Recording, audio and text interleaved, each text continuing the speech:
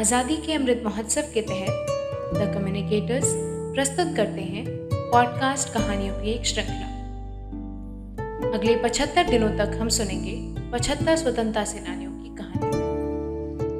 आज की कहानी है वीर पांडे कट्टा बोमन की, श्रेयस यादव की आवाज में। वीरा पांड्या कट्टा बोमन एक स्वतंत्रता सेनानी थे जिनका जन्म 3 जनवरी 1770 को पंचांगकुरिची, तमिलनाडु में हुआ। वे 18वीं शताब्दी में लायक्कर और भारत के तमिलनाडु में पंचलंकुरिची के सरदार थे। उन्होंने ब्रिटिश ईस्ट इंडिया कंपनी की संप्रभुता को स्वीकार करने से इनकार कर दिया और उनके खिलाफ युद्ध किया, जिसे आगे चलकर पॉलीगर का पहला युद्ध कहा गया। उन्हें पुदुकोट्टई, विजय रघुनाथ टोंडाईमन राज्य के शासकों की सहायता से अंग्रेजों ने कब्जा कर लिया।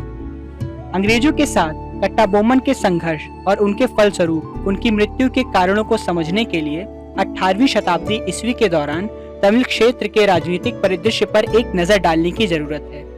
विजयनगर साम्राज्य के पतन के बाद तमिल क्षेत्र का पांड्य राज्य मदुरई के नायक्कर राज्यपालों के अधीन आ गया।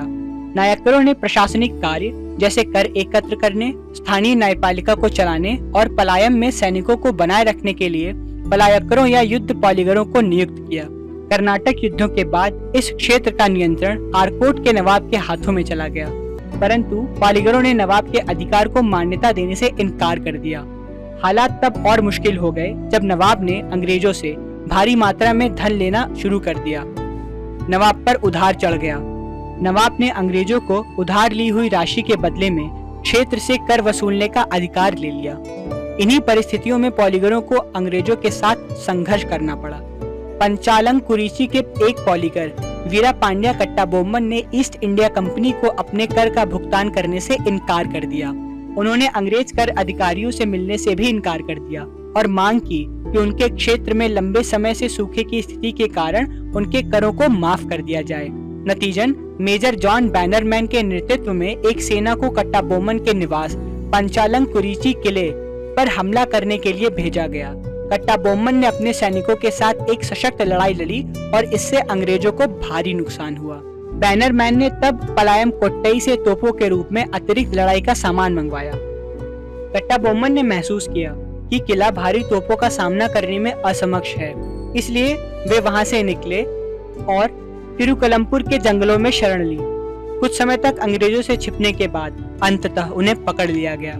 ऐसा माना जाता है कि अंग्रेजों द्वारा कट्टा बोमन के पकड़े जाने में एट्टयापुरम पॉलीगर का हाथ था। कट्टा बोमन पर मुकदमा चलाए जाने के बाद उनको मौत की सजा सुना दी गई और 16 अक्टूबर सन 1799 ईस्वी को कायथर में उन्हें फांसी दे दी गई। इसके बाद पंचालंकुरिची किले को ढहा दिया गया।